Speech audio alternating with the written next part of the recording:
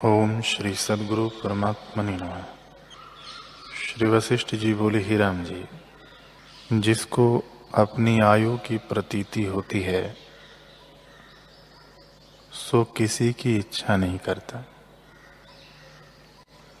जैसे किसी को बलिदान के अर्थ पालते हैं तो वह खाने पीने और भोगने की इच्छा नहीं करता, वैसे ही जिसको अपना मरना सन्मुख भासता है उसको भी किसी पदार्थ की इच्छा नहीं रहती। ये सब पदार्थ आप ही नाशरूप हैं, तो हम किसका आश्रय करके सुखी हों। जैसे कोई पुरुष समुद्र में मत्स्य का आश्रय करके कहे कि मैं इस पर बैठकर समुद्र के पार जाऊंगा और सुखी होऊंगा, तो वह मूर्खता से डूब ही मरेगा। वैसे ही जिन पुरुषों ने इन पदार्थों का आश्रय लिया है और उन्हें अपने सुख के निमित्त जानता है, वह नष्ट होगा। हे मुनीश्वर, जो पुरुष जगत को चितवता रहता है उसको यह जगत रमणीय भासता है, और जो रमणीय जानकर नाना प्रकार के कर्म करता है और नाना प्रकार के संकल्प करके जगत में भटकता है, उसी को यह भटकाता है। जैसे पवन से धूली कभी ऊंचे और कभी नीचे आती है, स्थिर नहीं रहती, वैसे ही यह जीव भटकता फिरता है, स्थिर कभी नहीं रहता। और जिस पदार्थ की इच्छा करता है वह सब काल का ग्रास है। ईंधन रूपी जगत वन में काल रूपी अग्नि लगी, उसने सबको ग्रास लिया।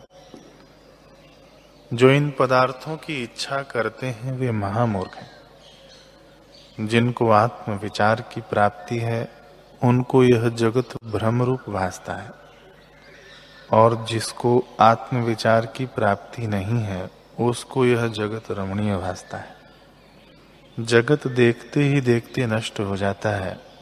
इसे स्वप्न पूरी किनाई संसार की मैं कैसे इच्छा करूं, यह तो दुख का निमित्त है। जैसे विष मिली मिठाई खाने वाले मृत्यु पाते हैं, वैसे ही विषय भोगने वाले नष्ट होते हैं।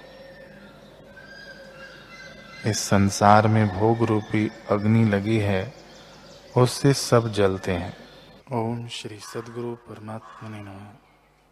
श्री वशिष्ठ जी बोले, ही राम जी, जो शरीर के नाश हुए आत्मा का नाश कहते हैं वे मूढ़ हैं और मिथ्या कहते हैं। जैसे कोई देश से देशांतर जाता है तो उसका अभाव नहीं होता, तैसे ही एक शरीर को त्याग कर और शरीर को प्राप्त होता है तो आत्मा का नाश नहीं होता। जैसे जल में तरंग फुर के फिर लीन होकर और ठौर में जा फुरते हैं, तैसे ही आत्मा एक शरीर को त्याग कर और को धारता है। जैसे पक्षी उड़ता उड़ता दूर जाता है तब दृष्टि नहीं आता परंतु नाश नहीं होता, तैसे ही शरीर के नाश हुए आत्मा और ठौर प्रकट होता है, नाश नहीं होता। हे राम जी, वासना के वश से वह जीव एक शरीर को त्याग कर और शरीर को प्राप्त होता है।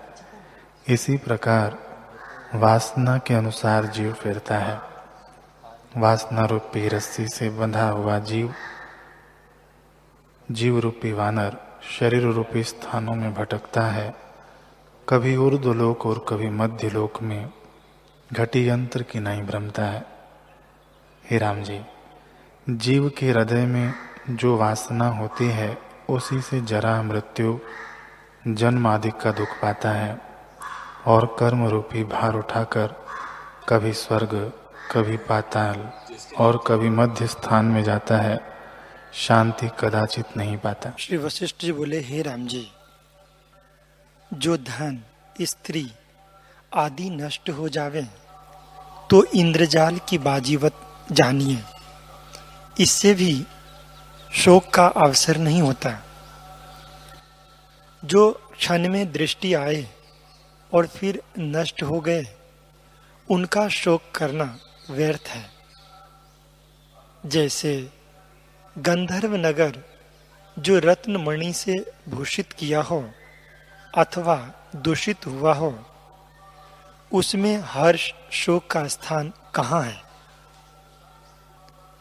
जो पुत्र धनाधिक बढ़े तो भी हर्ष करना व्यर्थ है, क्योंकि मृग तृष्णा का जल बढ़ा भी अर्थ सिद्ध नहीं करता। तैसे ही धन दारा आदि बढ़े तो हर्ष कहाँ है? शोकवान ही रहता है। वह कौन पुरुष है जो मोह माया के बढ़े शांतिमान हो? वह तो दुखदायक ही है। जो मूढ़ हैं वे भोगों को देख के हर्षवान होते हैं और अधिक से अधिक चाहते हैं, और बुद्धिमानों को उन भोगों से वैराग्य उपजता है। जिनको आत्मा का साक्षात्कार नहीं हुआ और भोगों को अंतवत नहीं जानते, उनको भोग की तृष्णा बढ़ती है, और जो बुद्धिमान हैं वे भोगों को आदि से ही अंतवत जानते हैं और दुख रूप जानकर उनकी इच्छा नहीं करते।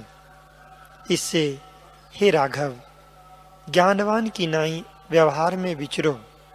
जो नष्ट हो सो हो, और जो प्राप्त हो सो हो, उसमें हर्ष शोक न करना। उसको यथा शास्त्र हर्ष शोक से रहित होकर भोगो, और जो ना प्राप्त हो उसकी इच्छा न करो। यह पंडितों का लक्षण है। हे राम जी, यह संसार दुख रूप है। इसमें मोह को प्राप्त न होना। जैसे ज्ञानवान विचरते हैं तैसे ही विचरना, मूढ़वत नहीं विचरना। यह संसार आडंबर अज्ञान से रचा है। जो इसको ज्यों का त्यों नहीं देखते, वे कुबुद्धि नष्ट होते हैं। संसार के जिन जिन पदार्थों की इच्छा होती है, वे सब बंधन के कारण हैं और उनमें जीव डूब जाता है। जो बुद्धिमान है वे जगत के पदार्थों में प्रीति नहीं करते, और जिसने निश्चय से जगत को असत्य रूप जाना है, वह किसी पदार्थ में बंधवान नहीं होता। हरि ओम।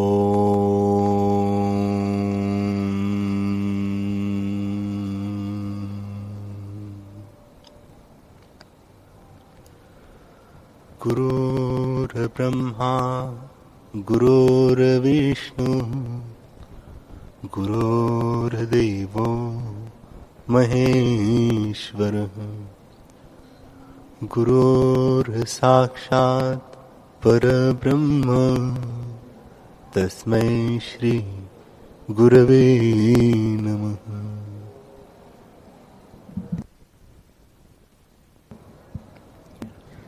श्री योग वासिष्ठ महारामायण निर्वाण प्रकरण सर्ग 24। श्री वशिष्ठ जी बोले, हे अनघ, यह जो मैंने तुमसे भुशुंडी का वृत्तांत कहा है, इसे बोध करके भुशुंडी महासंकट से तरा है। इस दशा को तुम भी आश्रय करके प्राणों की युक्ति से अभ्यास करो, तब तुम भी भुशुंडी किनाई भव समुद्र के पार होंगे। जैसे भुशुंडी ने ज्ञान योग द्वारा पाने योग्य पद को पाया, वैसे ही तुम भी पाओ। और जैसे प्राण अपान के अभ्यास से भुशुंडी को परम तत्व प्राप्त हुआ, वैसे ही तुम भी अभ्यास करके पाओ। विज्ञान दृष्टि जो तुमने सुनी है, उसकी ओर चित्त को लगाकर आत्मपद को पाओ। फिर जैसी इच्छा हो वैसा करो।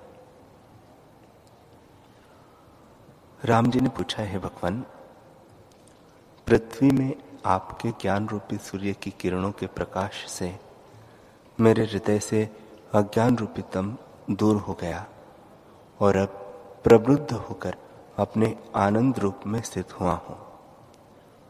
मैंने जानने योग्य पद को जान लिया, मानो दूसरा वशिष्ठ हो गया हूं। हे भगवान, यह भुशुंडी का चरित्र आपने परमार्थ बोध के निमित्त कहा। अब मेरा प्रश्न यह है कि रक्त, मांस और अस्थि का शरीर रूपी ग्रह किसने रचा है, कहां से उपजा है, कैसे स्थित हुआ है और कौन इसमें स्थित है? श्री वशिष्ठ जी बोले, हे रामचंद्र जी, परमार्थ तत्व के बोध और दुख की निवृत्ति के अर्थ ये मेरे वचन है, उसको तुम सुनो।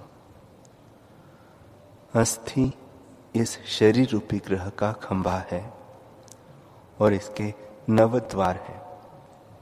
रक्त मांस से जो लेपन किया है सो किसी ने बनाया नहीं, आभास मात्र है और मिथ्या भ्रम से भासित होता है।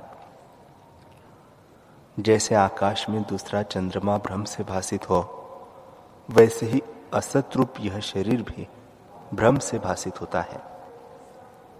हे रामचंद्र जी, जब तक अज्ञान है तब तक देह सत्य भासित होता है और जब ज्ञान होता है तब देह असतरूप भासित होता है।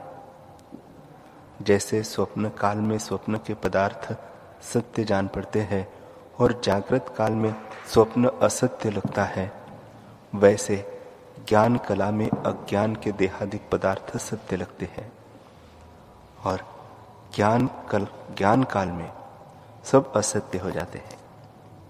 जैसे जल में बुलबुला जल के अज्ञान से सत्य लगता है और जल के जाने से असत्य लगता है, या सूर्य की किरणों में मरुस्थल की नदी दिखती है, वैसे ही आत्मा में देह की भावना होती है।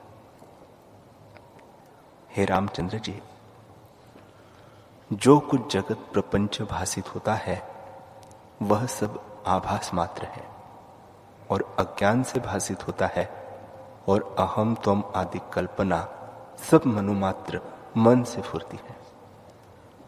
तुम जो कहते हो कि देह अस्थि और मांस का ग्रह रचा है, सो अस्थि मांस ने नहीं रचा, केवल संकल्प मात्र है। संकल्प से भासित होता है और संकल्प के अभाव में देह नहीं पाई जाती।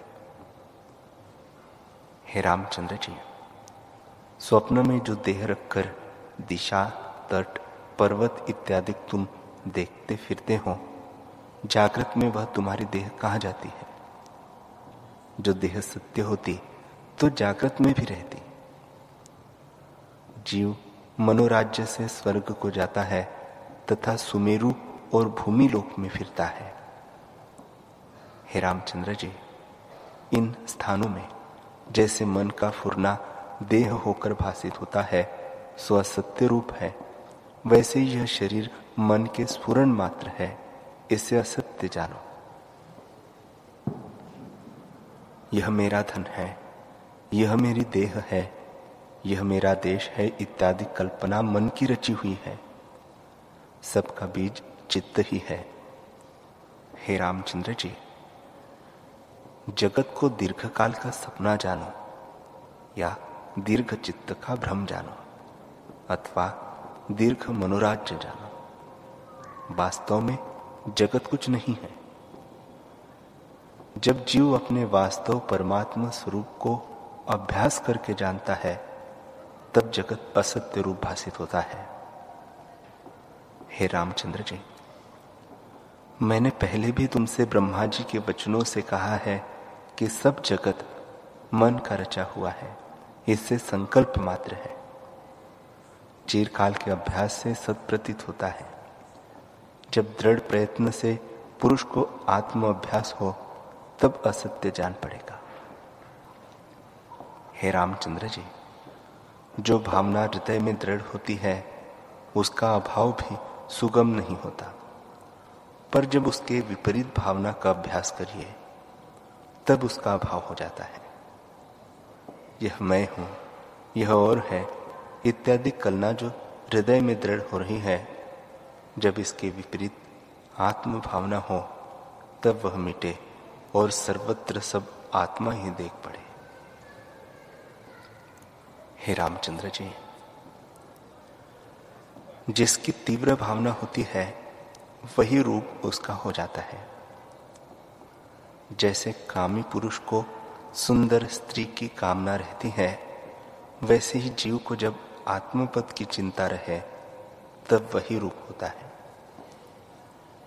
जैसे कीट भृंगी हो जाता है और जैसे दिन में जिस व्यापार का अभ्यास होता है तो रात्रि को स्वप्न में भी वही देख पड़ता है, वैसे ही जीव को जिसका दृढ़ अभ्यास होता है वही अनुभव होता है। जैसे सूर्य आकाश में तपता है और मरुस्थल में जल होकर भासित होता है, पर वहां जल का अभाव है, वैसे ही भाव से रहित पृथ्वी आदि पदार्थ भ्रम से भास रूप होते हैं। जैसे दृष्टि दोष से आकाश में तारे मोरपुच्छ जैसे भासित होते हैं, वैसे ही अज्ञान से यह जगत जाल भासित होता है। हे रामचंद्र जी, यह सब जगत आभास रूप है। स्वरूप के प्रमाद से जीव भय और दुख को प्राप्त होता है, पर वह जब स्वरूप को जानता है तब भ्रम, भय और दुख से रहित होता है। जैसे स्वप्न में चित्त के भ्रम से सिंहों से भय पाता है और जब जागृत स्वरूप में चित्त आता है तब सिंह का भय निवृत्त हो जाता है, वैसे ही आत्मज्ञान से निर्भय होता है।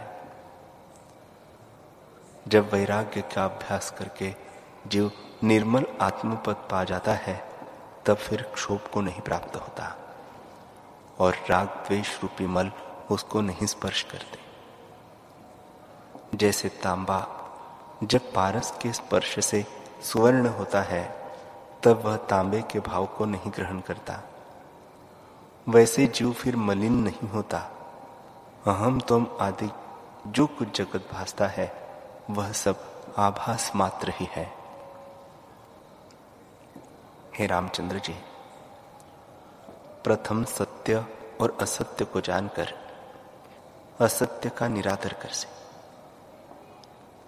और सत्य का अभ्यास करो, तब चित्त सब कलनाओं से रहित होकर शांत पद प्राप्त होता है। जो तत्वज्ञान से समग्रदर्शी हुआ है उसको जगत के इष्ट पदार्थ पाने से हर्ष नहीं होता और अनिष्ट को पाने से शोक नहीं होता। वह न किसी की स्तुति करता है न किसी की निंदा। वह हृदय में शीतल और शांत रूप हो जाता है। जब कोई बांधव मृतक हो तब उससे दुख क्यों होता है? वह तो अवश्य ही मरता। जब अपनी मृत्यु आवे तब अवश्य शरीर छूटता है, फिर वृथा क्यों संताप होता है? जब संपदा प्राप्त हो तो उससे उसे हर्ष नहीं होता, क्योंकि जो कुछ भोगना था सो भोगा, हर्ष किससे हुआ? दुख आकर प्राप्त हो तब शोक क्यों करना? शरीर का व्यवहार सुख दुख आता जाता है और अमिट है। जब अपना किया कर्म उदय होता है तब शोक क्यों करे? हे रामचंद्र जी, जो सत्य है वह असत्य नहीं और जो असत्य है सो सत्य नहीं। फिर राग द्वेष किस निमित्त करना? जिसको ऐसा निश्चय हुआ है कि न मैं हूं न जगत है और न पृथ्वी है, वह शोक किसका करे? जब देह अन्य है और मैं चैतन्य हूं तो चैतन्य का तो नाश नहीं होता, तब शोक किसका करना? हे रामचंद्र जी, दुख तो किसी प्रकार नहीं है, पर जब तक विचार नहीं तब तक दुख होता है। और विचार किए से कोई दुख नहीं रहता। जो सम्यकदर्शी मुनीश्वर है वह सत्य को सत्य और असत्य को असत्य जानते हैं, इस कारण दुख नहीं पाते। जो असम्यकदर्शी है वह ज्ञान से दुख पाता है। जैसे दिन के अंत में पृथ्वी मंडल शीतल हो जाता है, वैसे ही सम्यकदर्शी का हृदय शीतल होता है। जिसको कर्तव्य में कर्तृत्व का अभिमान नहीं है वही सम्यकदर्शी है। हे रामचंद्र जी, जितने जगत के पदार्थ हैं उनको हृदय से आभास मात्र जानो और बाहर जैसे आचार हो वैसे करो, अथवा उसका भी त्याग करो और निराभास होकर स्थित हो।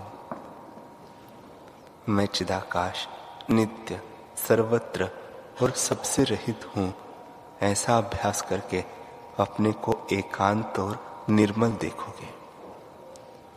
अथवा ऐसी धारणा करो कि न मैं हूं, न ये भोग है, न अर्थरूप जगत का आडंबर है।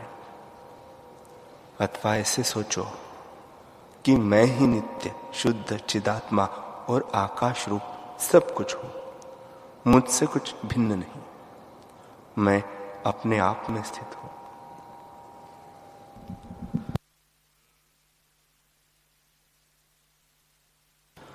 इन दोनों पक्षों में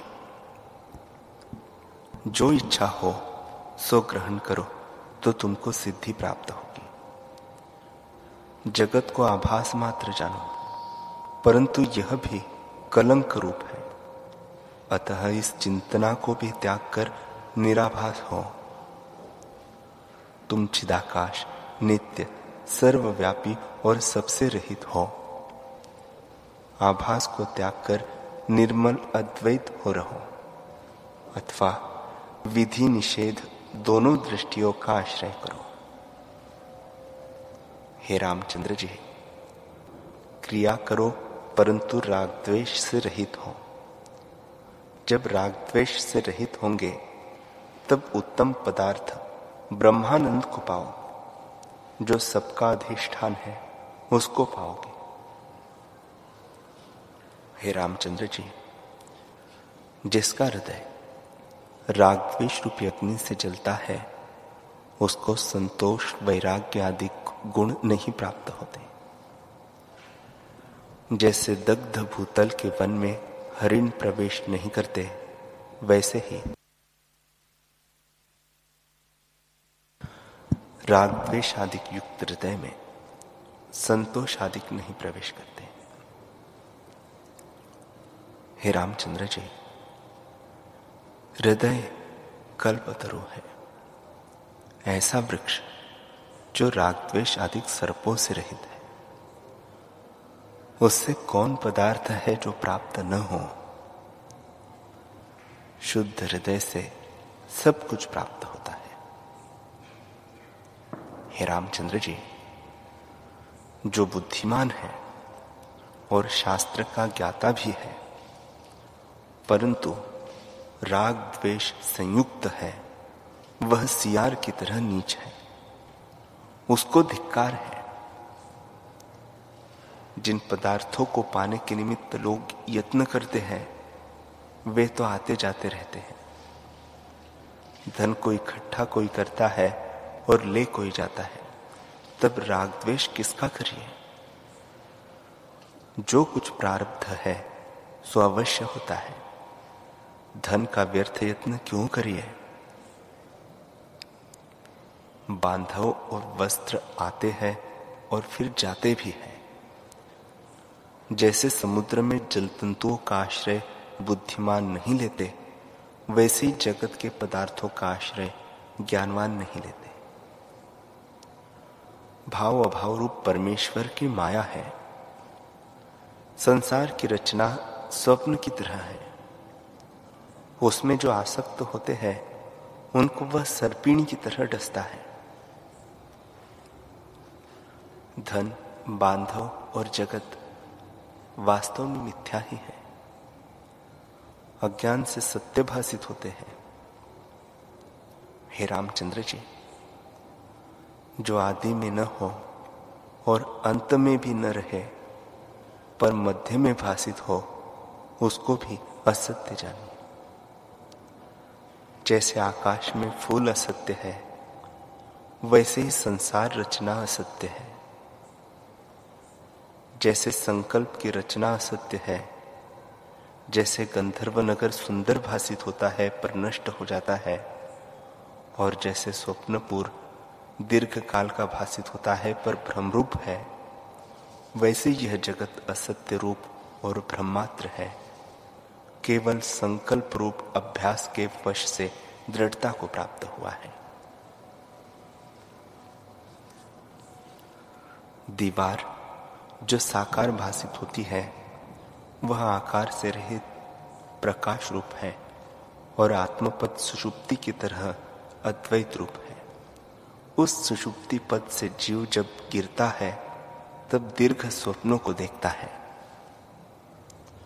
हे रामचंद्र जी,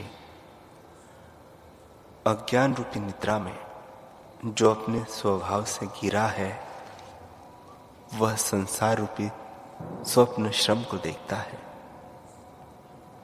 जब अज्ञान रूपी निद्रा का अभाव हो, तब यह आत्मराज्य और निर्विकल्प मुदित आत्मपद को प्राप्त होता है। जैसे सूर्य को देखकर कमल प्रफुल्लित हो आते हैं, वैसे ही ज्ञान से शुभ गुण विकसित होते हैं। आत्मरूपी सूर्य सब दुखों से रहित है। जो पुरुष निद्रा में होता है, वह सूक्ष्म वचनों से नहीं जागता, पर बड़े शब्द करने और जल डालने से जागता है। वैसे ही मैंने मेघ की तरह गरज कर तुम पर वचन रूपी जल की वर्षा की है। ज्ञान रूपी शीतलता सहित ये वचन है। उनसे अब तुम ज्ञान रूपी जागृत बोध को प्राप्त हो। ऐसे ज्ञान रूपी सूर्य से जगत को भ्रम रूप देखोगे।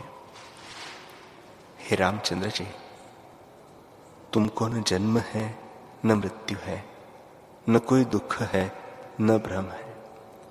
तुम सब संकल्पों से रहित आत्म पुरुष अपने आप में स्थित हो। तुम्हारी वृत्ति सम, शांत और सुषुप्ति की भांति है। तुम अति विस्तृत, सम, शुद्ध और अपने स्वरूप में स्थित हो। इतना कहकर वाल्मीकि जी बोले कि इस प्रकार जब वशिष्ठ जी ने कहा, तब राम जी सम, शांत और चेतन तत्व में विश्राम पाकर परमानंद को प्राप्त हुए।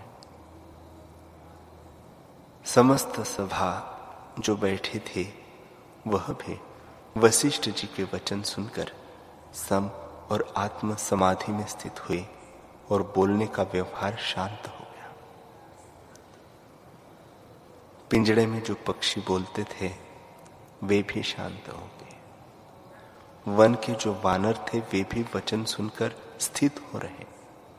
सब और शांति छा गई।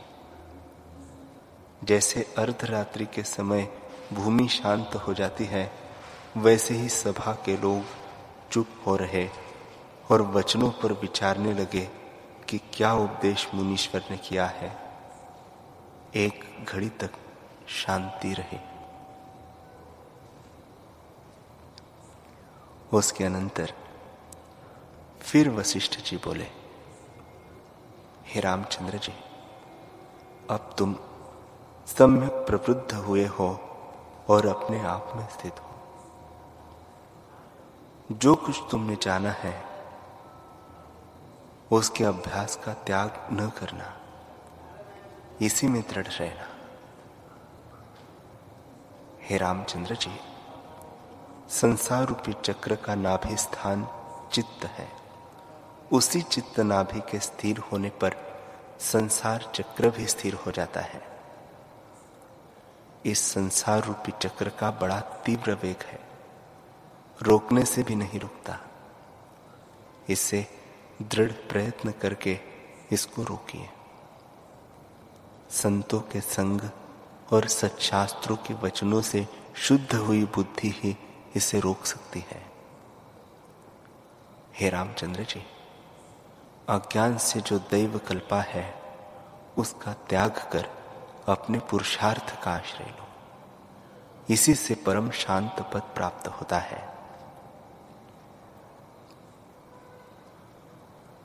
ब्रह्मा से लेकर चींटी तक यह अज्ञान रूपी संसार चक्र असत रूप है और भ्रम से सत की नाई भासित होता है। इसका त्याग करो। हे रामचंद्र जी, असत रूप पदार्थों में जो राग या द्वेष रखते हैं वे मूर्ख हैं। उनसे तो चित्रलिखित पुरुष भी श्रेष्ठ है। जब इष्ट विषय प्राप्त होता है तब ये हर्ष से प्रफुल्लित होते और अनिष्ट की प्राप्ति से द्वेष करते हैं। पर चित्र के पुरुष को किसी में राग द्वेष नहीं होता। इस कारण मैं कहता हूं कि चित्र का पुरुष भी इनसे श्रेष्ठ है। ये आधी व्याधि से जलते हैं पर वह सदा ज्यों का त्यों है। चित्र का पुरुष तब नष्ट होता है जब उसके आधार का नाश करिए। अधिष्ठान के नाश बिना उसका नाश नहीं होता। पर मनुष्य का आधार अविनाशी है, उसका नाश नहीं होता।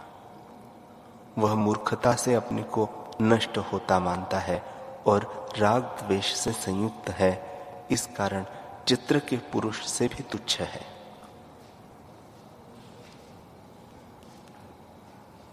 मनोराज्य संकल्प रूप देह भी इस देह से श्रेष्ठ है, क्योंकि जो कुछ दुख इसको होते हैं वे बहुत काल तक रहते हैं। पर दुख और संकल्प के आने से मनोराज्य का अभाव हो जाता है। इससे वह थोड़ा है। संकल्प देह से भी स्थूल देह तुच्छ है। हे रामचंद्र जी, जो थोड़े समय से देह हुई है उसमें दुख भी थोड़ा है, और जो दीर्घ संकल्प रूपी देह है वह दीर्घ दुख को ग्रहण करती है। इससे महानीच है।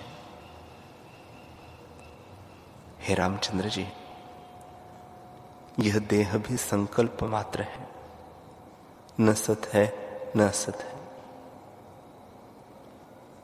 उसके भोग के लिए यत्न मूर्ख करते हैं और क्लेश को पाते हैं। देह का अभिमान करके इनके सुख से वे सुखी होते हैं और दुख से दुखी। इसके नष्ट होने से आपको नष्ट हुआ मानते हैं। जैसे मनोराज्य का नाश होने से पुरुष का और दूसरे चंद्रमा का नाश होने से चंद्रमा का नाश नहीं होता, वैसे इस देह का नाश होने पर देही पुरुष का नाश नहीं होता। हरि ओम।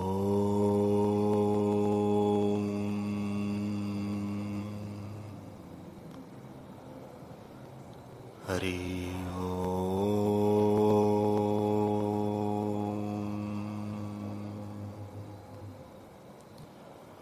ओम। सहना भवतु सहनो भुनक्तु सह वीर्यं करवावहै तेजस्विनावधीतमस्तु मां विद्विषावहै। ओम शांति शांति शांति। श्री सद्गुरुदेव भगवान की जय।